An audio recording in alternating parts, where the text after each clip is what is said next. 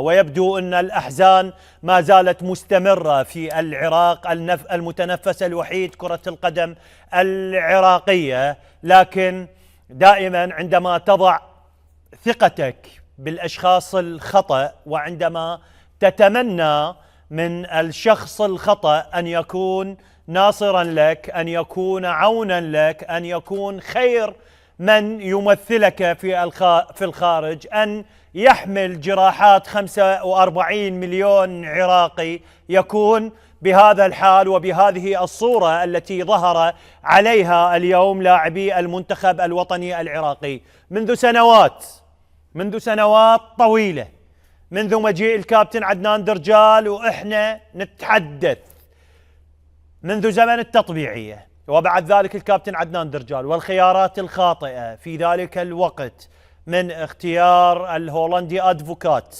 مرورا إلى بتروفيتش، مرورا إلى الإسباني كاساس الذي عبث بكرة القدم العراقية، الذي فتح الباب على مصراعيه إلى المواقع المتنفذة في السوشيال ميديا، وإلى بعض السماسرة الذين تدخلوا يمينا وشمالا في كرة القدم العراقية.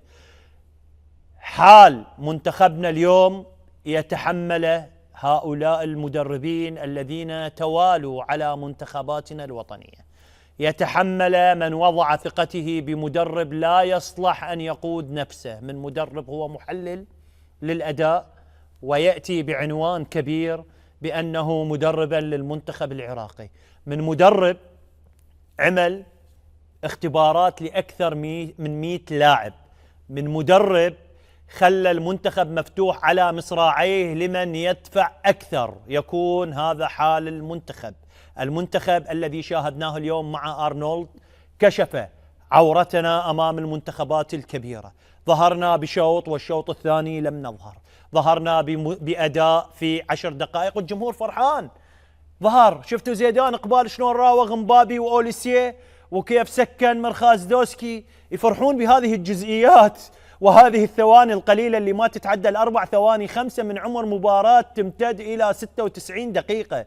وشفتوا آكام شلون وقف كالسد أمام مبابي وأمام هالاند وغيره. جمهورنا بسيط، جمهورنا فقير، يقتنع بالباصين اللي تلعبوها داخل الملعب، والمواقع اللي روجت لكم على أنه أبطال وأنتم لم تكونوا على قدر هذه المسؤولية، المواقع اللي تاجرت بكم وابتزت كثيرا واقعنا الرياضي، واقعنا المرير اللي اليوم احنا نعيشه. الخسارة بال4 وبال3 وبال5 اليوم أمام السنغال. هذه المباراة اللي كان واللي كنا كل العراقيين في الداخل وفي الخارج ينتظرون أن تكونوا على قدر المسؤولية، مباراة الرجال، لكن مع الأسف اليوم لم تكونوا على قدر المسؤولية ولم تكونوا رجالا في الميدان.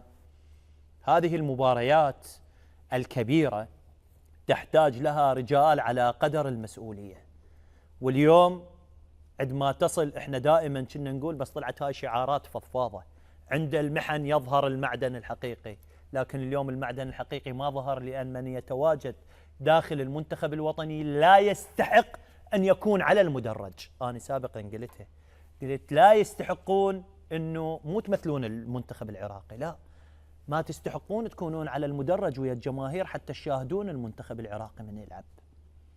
الكثير من اللاعبين لا يستحقون شعار العراق، الكثير من اللاعبين لا يستحقون أن يكون هذا الجيل هو الجيل الذي لعب في المونديال. مع كل الأسف جيل بائس، جيل تعود على مواقع التواصل الاجتماعي والترويج، كل لاعب حاط له 4 5 من المواقع الوهمية، ومشتري له 3 صحفيين 4 يكتبوا له ويروجوا له على الفارغ، ويقطعوا له بالباصين ال3 والمراوغات الفضفاضة التي لا تغني من جوع ولا تقي من برد.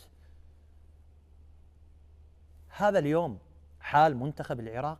ريبين سولاقة، هذا الرجل اللي معتزل قبل 5 سنوات قبل بطولة الخليج، أنا تحدثت، طلع الفيديوهات القديمة. هذا الرجل من قال عليه كابتن حكيم خطية يلعب باكر، فعلا خطية يلعب باكر، لأن هو غير مؤهل أن يلعب كرة قدم، عمره 36 سنة، ما عنده الإمكانيات أنه يكون متواجد في كأس العالم. ريبين سولاقة قبل 10 سنين كان ممكن يلعب له ربع ساعة 20 دقيقة بأداء جيد، مو بعد 10 سنوات من المنتخب الوطني وبعمر 36 سنة إمكانيته ما تأهله أنه يكون أنه هو صمام الأمان. يعني ريبين سولاقة وعلي حسين رحيمة، ريبين سولاقة مثلا، ومنو أرجع لكم، وسلام شاكر، ريبين سولاقة وأحمد إبراهيم، ريبين سولاقة وسعد ناطق. ما أريد أقارن بهذا المركز وبهؤلاء اللاعبين الذين لم يحالفهم الحظ. نعم أنتم جيل محظوظ، جيل الجماهير كلها وياكم، الإعلام كله وياكم، المواقع كلها وياكم، لكن أنا أقول حسبي الله ونعم الوكيل فيكم أنتم، لأن أنتم اليوم أذيتوا شعب بالكامل، خرجتونا بصورة هزيلة، خرجتونا بمستوى بائس. أنتم اليوم لا تحملون أي شعور بالمسؤولية، مع كل الأسف. كنا ننتظر منكم الكثير، لكن أنا أقول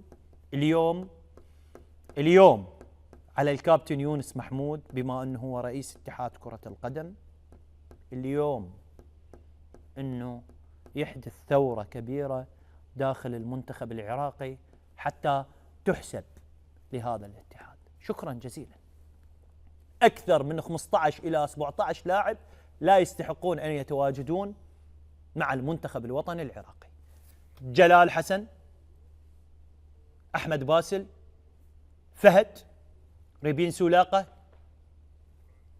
فرانس بطرس، حسين علي، أمير العماري. شكرا لك، لكن خلص العمر وفارق الإمكانات واضح جدا. إبراهيم بايش، زيدان إقبال، أتمنى منك أنه تعوف الاستعراض وهاي السوالف. زين، مدحوك قدام فرنسا لكن أنت لاعب غير منتج على أرض الواقع. زين، علي يوسف، أيمن حسين أيضا الرجل كثير الإصابة.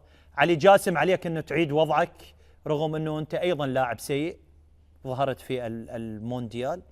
كثير من الأسماء، هسه إذا أجرد الأسماء من 16 إلى 18 لاعب لا يستحقون